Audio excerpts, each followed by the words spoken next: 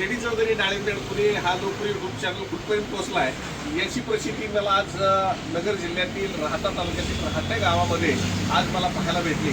योगाने या साईडला आज बाबांचं दर्शन घ्यायला आल्याच्या नंतर तिथे विलास शेठ रोहनच्या सहवासात माझे जुने सहकारी राजू शेठ बोरावके, चांगदेव पाडेकर, नंदकुमार बोरावके आणि हे डाळिंब उत्पादकच आहेत आणि सचिन शेठ शिंदे हे यांनाही तुम्ही परिचित असाल. बराचसा राहता बाजार समितीमध्ये हे दोन्ही डाळिंबाचे आडते आहेत आणि हे माझे गुरु आहेत की सुभाष शेठ सदाफळ यांनी आम्हाला व्यापार शिकवला की द्राक्षाची जागेवरची खरेदी करताना हे आम्हाला नवीन व्यापारी भीत आम्हाला माल देत होते.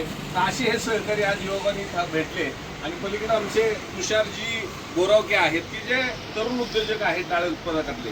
तर आज ह्या ठिकाणी आल्यानंतर मला ह्या भावना जाणवले की दररोज ही व्हिडिओ बघणारी मंडळी आहेत तर आपण त्यांच्याकडनं जाणून घेऊया की खऱ्या अर्थानं आज यूट्यूब चॅनल तुम्ही पाहत असताना तुम्हाला काय अनुभव येतात की जेणेकरून ते तुम्हाला फायदेशीर ठरतात. व्हिडिओ रोज पाहतो. त्यांची शेतकऱ्यांची बोलण्याची पद्धत,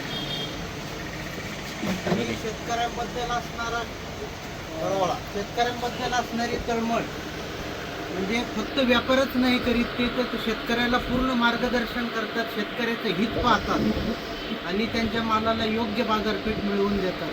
रोज मी त्यांचे व्हिडिओ न चुकता रोज पाहतो. खऱ्या अर्थानं आज शेतकऱ्यांना बांधावरती जरी माल द्यायचा झाला तर काहीच कळत नव्हतं. कोण काय सांगेल त्या आधारावरतीच तो त्याचे अंदाज लावताच होता.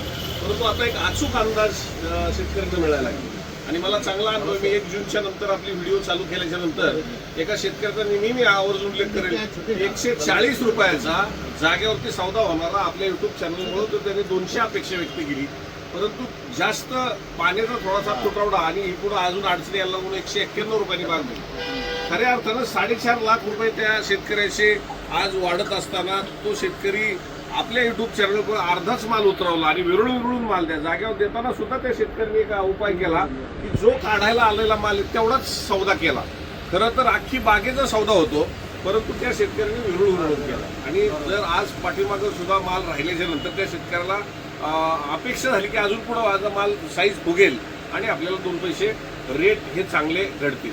तर आज हे सगळं आता तुम्ही दुसरं वर्ष आहे तुमचं, तर तुम्ही जागेवरती देण्याच्या कलमध्ये होता की मार्केटिंगच्या कलामध्ये होता तुम्ही? नाही, मला तुमचा मुद्दा बरोबर पटला. माल विरळूनच काढला पाहिजे त्यामुळे चांगले पैसे. अच्छा, आता तुम्ही ज्यावेळेस आता आम्ही आवाहन करतो की बाबा आमच्याकडं पण तुम्ही मोकळं या, फिरा, शेजारी पण फिरा.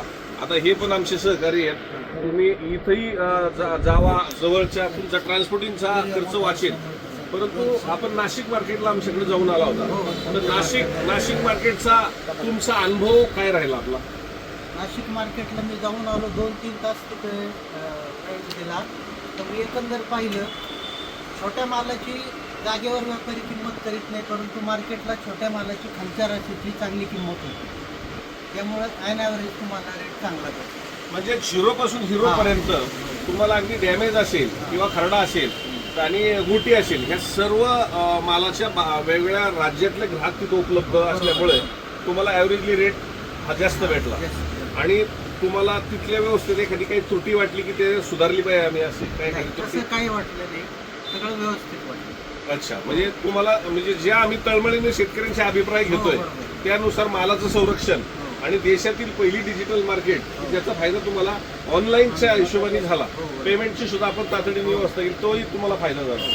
खऱ्या अर्थानं शेतकऱ्यांच्या ज्यावेळेस आपण बांधावरती जातो, शेतकऱ्यांच्या भेटी देतो त्यावेळेस शेतकरी मनमोकळपणे बोलतो आणि खऱ्या अर्थानं आज या दुकानामध्ये असंख्य शेतकरी जोडलेला आहे. म्हणजे तो डाळिंबाचाच नाही तर अनेक द्राक्षे असतील, पेरू असतील, असे राजू शेठ बोरावके सुद्धा ही माझी दररोजची व्हिडिओ पाहतो. तुमचं काय अनुभव राहिले की शेतकऱ्यांशी तुम्ही बोलताना तुमचा काय अनुभव राहिला या युट्यूबच्या माध्यमातून?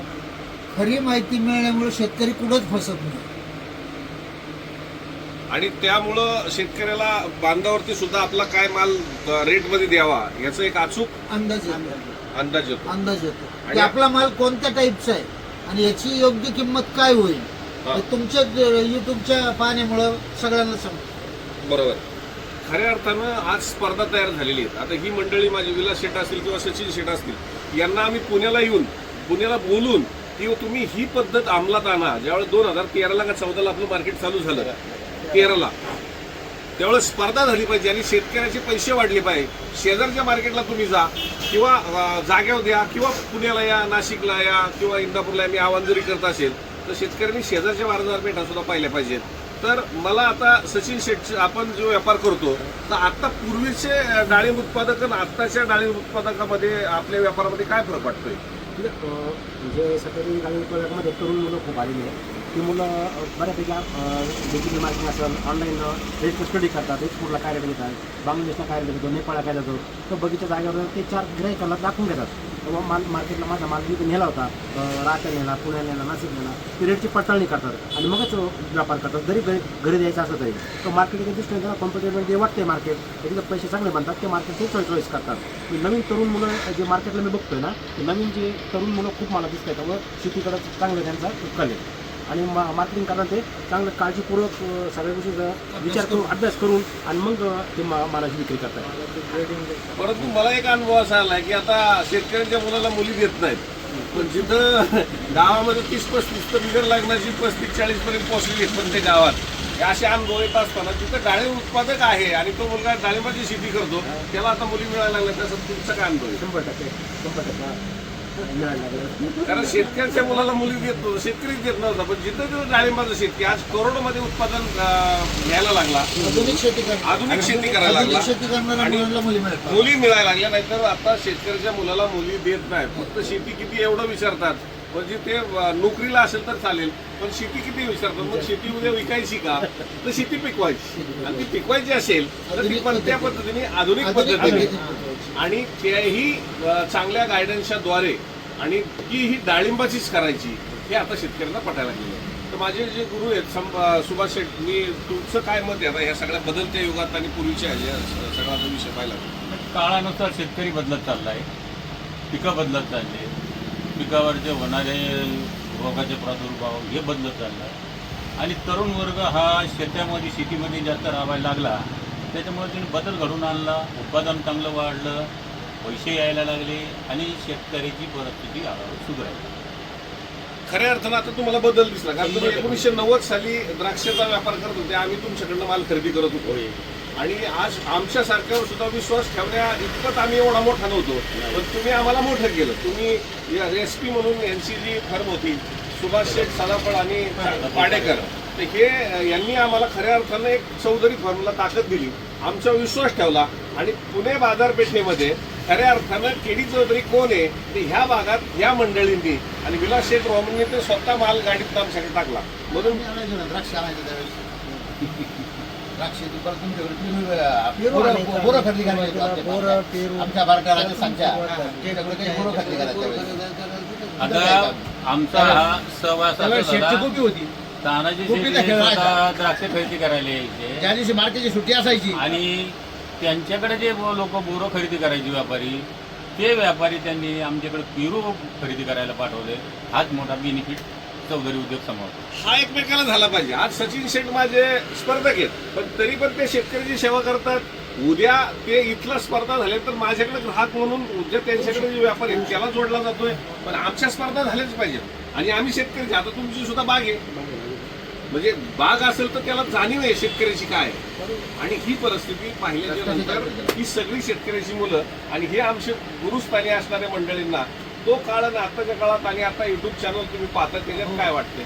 नाही, आताचा पूर्वीचा काळ जो होता तो परिस्थितीप्रमाणे किंवा त्या पद्धतीने होता. आता त्या टायमाला आपल्याला फोन करायचं म्हटलं तरी संपर्क होत नव्हता, आपल्याला समक्ष जावं लागायचं. तुम्ही देशात फिरायचं मी त्या टायमाला काय करायचं तर बाहेर पूर्ण देशभर फिरायचं की आमचा पेरू मार्केटमध्ये कसा गेला पाहिजे, कुठे गेला पाहिजे, तर त्याला मार्केट शोधलं पाहिजे. आणि त्यावेळेस आपला संपर्क आला की आमचा जो चांगला पेरू आहे, जे बोरावटी पिकवत होते किंवा तत्सम लोक, तर त्याला इकडे दर्जा मिळत नव्हता. मग हा पुण्याला पाठवला तर आपल्याला त्याचे 2 पैसे चांगले मिळतील, बाकी आपला बाहेर मार्केट गुजरातला जातील, राजस्थानला जाईल, MP ला, पण चांगल्या मालिकी. म्हणून आम्ही केडी चौधरीजी यांचे संपर्क साधले.